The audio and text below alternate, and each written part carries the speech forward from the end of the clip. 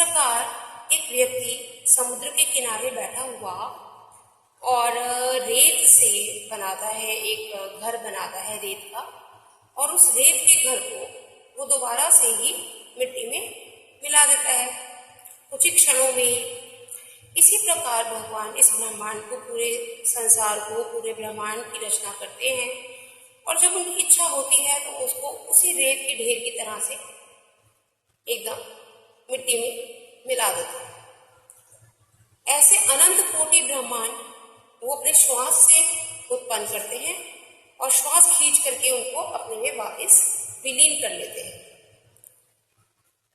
लेकिन एक उनका जो भी संसार को बनाते हुए एक नियम है, वो नियम वो अपने भक्तों के लिए तोड़ देते हैं। जैसे भीष्म पितामह ने कहा था कि भगवान ने बोला कि मैं तो इस महाभारत के युद्ध में शस्त्र नहीं उठाऊंगा, लेकिन भीष्म पितामह उनके भक्त थे और उन्होंने ये प्रतिज्ञा करी भगवान से, कहा, जिद लगा दी। भक्त और भगवान के बीच में ऐसा व्यवहार लीला चलती है, तो उन्होंने भी एक जिद लगाई भगवान से कि मैं आपसे शस्त्र उठवा के रहूंगा। हुआ यूं कि भीष्म पितामह ने ऐसे बाण चलाए कि अर्जुन उनका सामना ही नहीं कर पाया, और वो कृष्ण भगवान को भी बाण लगने लगे। उन्होंने कहा, अर्जुन ये क्या कर रहा है भाई?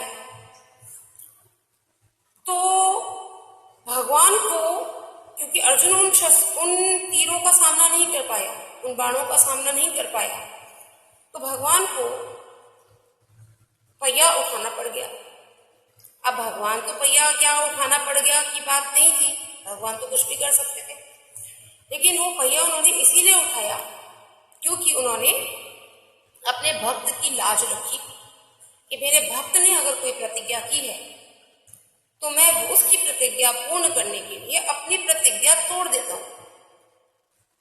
इसलिए भगवान ने ऐसी लीला करी और उन्होंने वो रथ का टूटा हुआ पहिया उठा लिया।